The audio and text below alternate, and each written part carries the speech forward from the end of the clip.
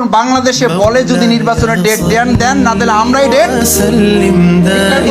তাহলে আমি ওই দল এবং ওই দলের লোকদেরকে সামনে রেখে এই বিজ্ঞ আইনজীবীদের সামনে রেখে দেশবাসীর কাছে প্রশ্ন করতে চাই, এই দল তো নির্বাচনের ডেট ঘোষণা হলে নির্বাচনের দিন বিকেল ৫টা পর্যন্ত অপেক্ষা করা ছাড়াই সকাল 10টার মধ্যেই তারা তাদের রেজাল্ট ঘোষণা করে। এই দলের নেতারা এই কথা বলতে পারে যে হয় ডেট আপনারা দেন না ডেট আমরা দিয়ে দেবো। ওরা তো প্রত্যেক কেন্দ্রে কেন্দ্রে এই কথা বলবে, হয় বিজয় আমাদের ঘোষণা করে দেন নাহলে আমরা বিজয়। এই আশঙ্কা থেকেই এই দেশের জাতি এখন বলছে আগে বিচার করতে হবে, সংস্কার করতে হবে, তারপর নির্বাচন দিতে হবে। নাহলে এই যে হুমকি যে থ্রেট আপনারা দিচ্ছেন এগুলো তো আওয়ামী লীগের আমলেও তো আমরা এরকম করছি।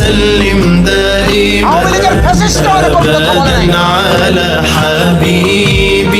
ওরা তো অন্তত সংবিধানের কথা বলছে, দোহাই দিছে, কোর্টের দোহাই দিছে।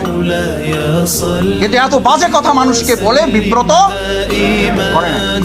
আপনারা বলেন বিব্রত, বিব্রত তো জনগণ। আপনারা বলেন আপনারা হতাশ, হতাশ তো জনগণ। জনগণকে আমরা হতাশ করছি। আমাদের এই সমস্ত অরাজনৈতিক এবং সংস্কৃতির বিপরীতে অপসংস্কৃতির রাজনীতি আমরা যে মানুষের সামনে প্রেজেন্ট করছি, এখান থেকে বাংলাদেশ জামাত ইসলামের আইনজীবী অঙ্গনকে মজবুত ভূমিকা পালনের মাধ্যমে দেশকে আমরা সংস্কার করবো ইনশাআল্লাহ। সেই সংস্কারের প্রথম ধাপই হচ্ছে নিজেদেরকেও গড়ে তুলতে হবে। আমরা এক সময় আমরা বলি না যে আমরা প্রয়োজন আবার রক্ত দেবো, আমি এখন উল্টা কথা বলি। হ্যাঁ, আল্লাহর দ্বীনের জন্য যদি প্রয়োজন হয় আমরা রক্ত দেব, কিন্তু একটা দেশের রাজনৈতিক অবস্থা পরিবর্তনের জন্য, স্বৈরাচার পরিবর্তন করার জন্য, ফ্যাসিস্ট মোকাবেলা করার জন্য আর রক্ত দেব না। প্রয়োজনে এদেরকে মাথা উঁচু করে দাঁড়াবাড়ি আর কোনো সুযোগ আমরা জাতি আর কত রক্ত দিবে? এদেশের তরুণ ছাত্র সমাজ, যুবক, মহিলা, বোন, আমাদের কলিজার টুকরো সন্তান, নিষ্পাপ সেই সমস্ত নবজাতকগুলোকে পর্যন্ত গুলি করে হত্যা করা। সেই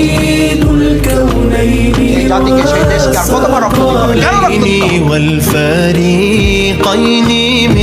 আর যারা রক্ত বলে বন্দুক রাখে, নিজেরা আরামায় সেই দেশের মতো অবস্থান করে জনগণের সুবিধা অর্জন করা ছাড়া